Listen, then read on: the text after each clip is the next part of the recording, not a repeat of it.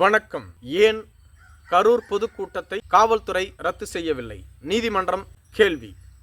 கரூர் துயர சம்பவத்தில் 41 பேர் இறந்து போனார்கள். இந்த சம்பவத்திற்கு திமுக அரசே பொறுப்பேற்க வேண்டும். உள்நோக்கமாக அவர்கள் செயல்பட்டார்கள். காவல்துறை போதிய பாதுகாப்பு அளிக்கவில்லை. திமுக அரசு வேண்டுமென்றே எங்களை சிக்க வைத்து விட்டார்கள். இதற்கும் எங்களுக்கும் எந்த சம்பந்தமும் இல்லை. நாங்கள் அனுமதி பெற்ற இடத்தில்தான் இந்த பொதுக்கூட்டத்தை நடத்தினோம். 5 மாவட்டங்களில் இந்த பொதுக்கூட்டத்தை நடத்தினோம். வேறு எங்கேயும் இதுபோன்று நடைபெறவில்லை. இங்கு மட்டும்தான் நடைபெற்றுள்ளது. இதற்கும் எங்களுக்கும் எந்தவிதமான சம்பந்தமும் இல்லை என தமிழக வெற்றிக் கழகத்தின் வழக்கறிஞர் நீதிமன்றத்தில் தாக்கல் செய்திருந்தார்கள். அதே சமயத்தில் நீதிமன்றத்தில் ஆஜரான தமிழக அரசின் சார்பிலான வழக்கறிஞர்களோ இந்த சம்பவத்தை நாம் ஆரம்பத்திலிருந்து உற்று நோக்கும் பொழுது தமிழக வெற்றிக் கழகத்தினர் ஒரு இடத்தில் கூட காவல்துறை கேட்டுக்கொண்ட எந்தவிதமான அனுமதியையும் பின்பற்றவில்லை. ஒரு பெரும் கூட்டத்தை ஒரு கட்சி கூட்டும் பொழுது அந்த கூட்டத்தை அந்த கட்சியின் தலைமைதான் கட்டுப்படுத்த வேண்டும். காவல்துறை பாதுகாப்பு மட்டுமே வழங்கும்.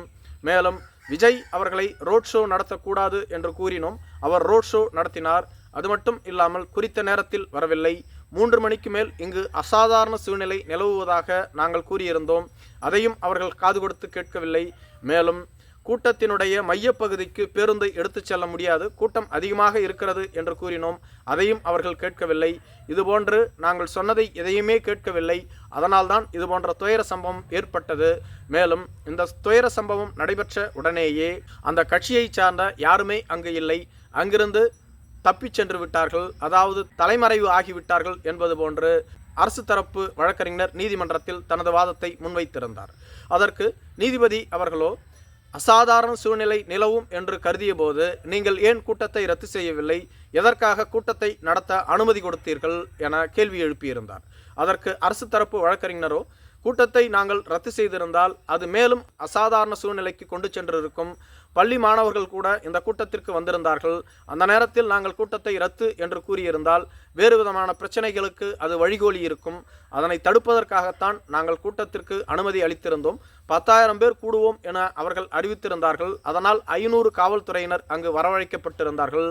ஆனால் அங்கு கூடியிருந்தது 30,000 பேர். 50 பேருக்கு ஒரு காவலர் என்ற விதத்தில் தான் நாங்கள் பந்தோபஸ்து கொடுப்போம்.